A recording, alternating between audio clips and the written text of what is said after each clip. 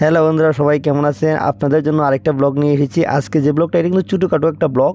এটা হলো দুর্গাপূজার ব্লগ, ঠিক আছে। ভিডিওগুলো ছিল, ভাবলাম কেটে ফেলার আগে একটা ব্লগ করে নিই। তো প্রথমে দেখেন গাড়িতে আমরা মালগুলো তুলতেছি। আমরা কিন্তু প্রথমেই যাব ইনাথগঞ্জ, মানে আলিপুর যুব সংঘ।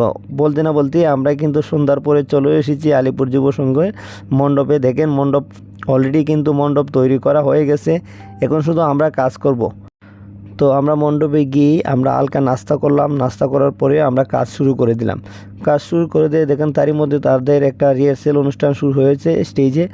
আমরা কাজ করতেছি। দেখেন আমাদের কাজও মোটামুটি 50% কমপ্লিট হয়ে গেছে। আর একটু সময় হলে আমাদের কাজ শেষ হয়ে যাবে। কাজ শেষ করে সব কিছু কমপ্লিট দিয়ে আমি আবার চলে আসছি হবিগঞ্জে। আমাদের হবিগঞ্জেও 4টা মণ্ডপ ছিল। তো মণ্ডপগুলোর কাজ কতটুকু এগিয়েছে এটা দেখার জন্য একটাতে এসে দেখি প্রায় অলরেডি কমপ্লিট। দেখেন সব কিছু কমপ্লিট করা আছে এই মণ্ডপটা।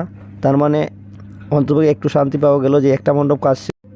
তো এখান থেকে যাওয়ার পর আমরা আরেকটা মণ্ডপে চলে গেলাম। সেখানে গিয়ে আবার কাজ শুরু করলাম, লাইট লাগানো শুরু করলাম।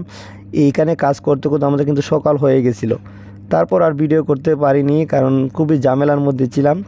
আর ভিডিও করতে পারিনি, সেই জন্য আর ভিডিও করা হয়নি। তো আমাদের নবমীর দিন ডান্সের ভিডিও দেখেন। আমি ডান্সের সময় কিছু ভিডিও করছি, তো আপনারা ডান্স দেখেন। আমি ডান্সের ভিডিও এখন প্লে করতেছি।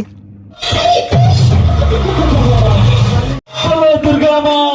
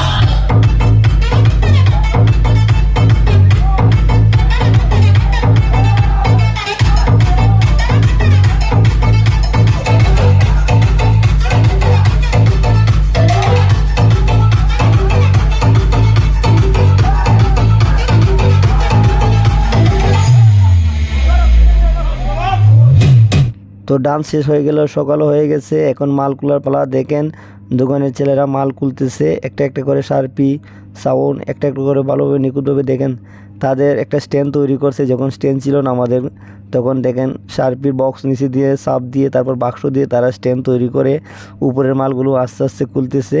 ঠিক এইভাবেই কিন্তু আমরা প্রথম দিন যখন আমরা সবগুলো বাঁধা হয়ে উপরে, ঠিক এইভাবেই আমরা বেঁধেছিলাম। দেখেন তো প্রোগ্রাম শেষ, সবগুলো নামানো হয়ে গেছে।